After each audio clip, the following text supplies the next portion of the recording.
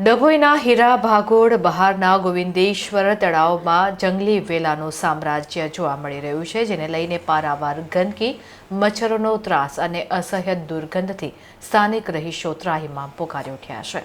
શહેરના ઐતિહાસિક હીરા ભાગોળની બહાર ગોવિંદેશ્વર મહાદેવ મંદિર પાસે આવેલા તળાવની હાલત અત્યંત દયનીય બની ગઈ છે.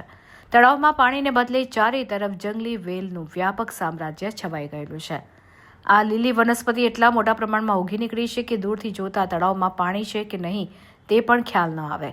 પાણીને બદલે માત્ર લીલોતરી અને દુર્ગંધ આવી રહી છે. સ્થાનિકોના જણાવ્યા અનુસાર તળાવમાં વેલનું પ્રમાણ ખૂબ જ વધી ગયું છે અને જેને કારણે પાણીમાં સડો થતાં દુર્ગંધ ફેલાઈ રહી છે. આ ગંદકી અને વેલને કારણે મચ્છરો, જીવજંતુઓ અને અન્ય જીવાતોનો ઉપદ્રવ પણ વ્યાપક પ્રમાણમાં વધી ગયો છે. મચ્છરોનો ત્રાસ અને રોગચાળાનો ભય પણ લોકોને સતાવી રહ્યો છે. રાત્રે તો ઠીક, દિવસ દરમિયાન પણ મચ્છરોને કારણે લોકોનું જીવવું મુશ્કેલ બની ગયું છે. તળાવની નજીક જ હીરા ભાગોળનો ઐતિહાસિક કિલ્લો આવેલો છે. આ સ્થળ ઐતિહાસિક મહત્વ ધરાવતું હોવા છતાં તેની સફાઈ પ્રત્યે પાલિકા તંત્ર ઉદાસીનતા દાખવી રહ્યું છે, જેથી સ્થાનિકોમાં ભારે આક્રોશ છે. ત્યારે તાત્કાલિક યુદ્ધના ધોરણે સફાઈ કરવામાં આવે તેવી માંગ ઉઠી છે.